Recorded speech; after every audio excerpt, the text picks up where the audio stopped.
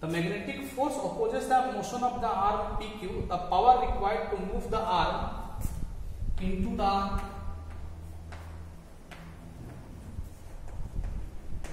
region of uniform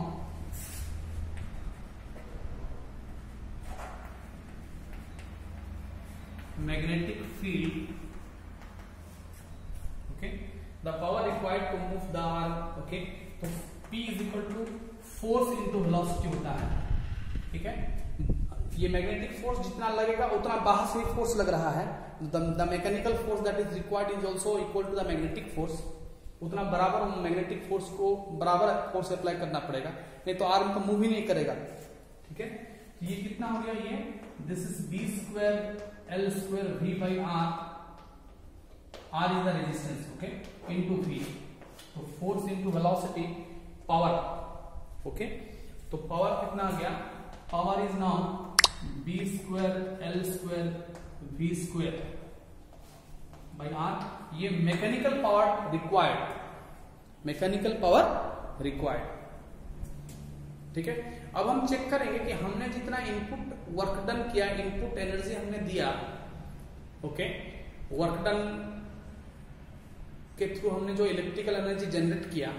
okay, अब इसमें electrical current के चलते what is the electrical power. ये तो हो गया मैकेनिकल पावर. ठीक है, to move the arm. Okay, तो देखिए द इलेक्ट्रिकल पावर, अगर हम कंपेयर करेंगे कि the electrical power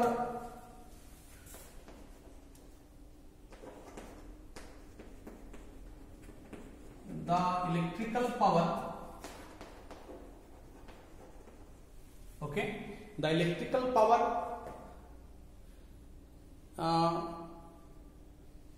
due to induced current, दोनों पावर सेम आना चाहिए, otherwise it will violate the law of conservation of energy. दोनों एनर्जी तो सेम होना चाहिए. हमने जितना मैकेनिकल एनर्जी दिया सिस्टम को और हमको जितना इलेक्ट्रिकल एनर्जी मिला. ठीक है, तो ये कितना हो जाएगा, इलेक्ट्रिकल पावर इक्वल क्या होता है, आई स्क्वायर आर होता है. इलेक्ट्रिकल पावर क्या होता है, आई स्क्वायर आर. ठीक है, ये देखिए ये मैकेनिकल पावर आया है b square L square we square by r आया है. ठीक है, अब इलेक्ट्रिकल पावर कितना आता है देख लेते हैं. देखिए बोथ शुड कम सेम. ठीक है, दोनों को हमने अलग अलग थ्योरी से डिराइव किया है. इसको electrical power I square r, इसमें हमने फोर्स इनटू वेलोसिटी में पावर निकाला है.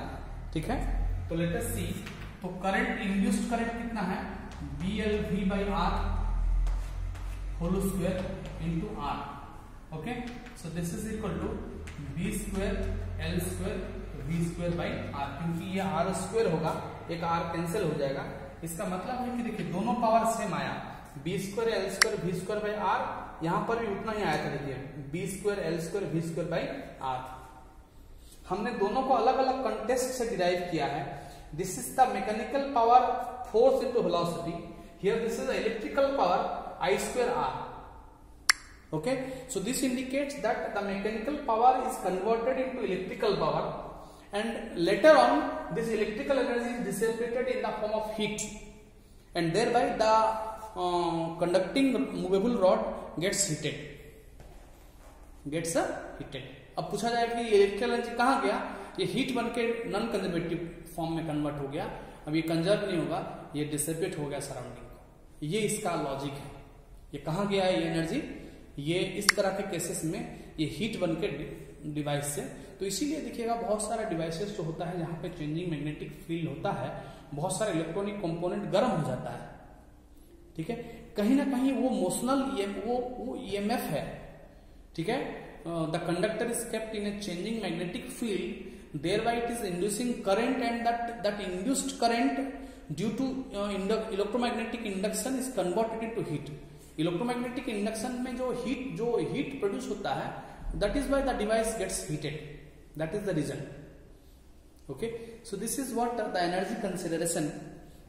Late us write a numerical based on this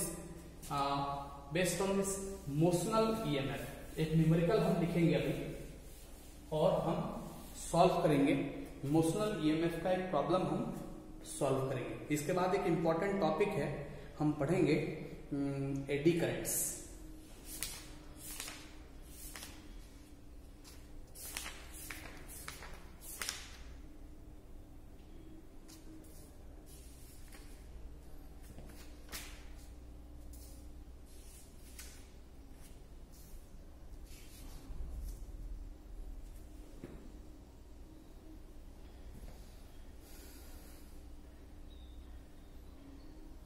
A 0.5 meter long metal rod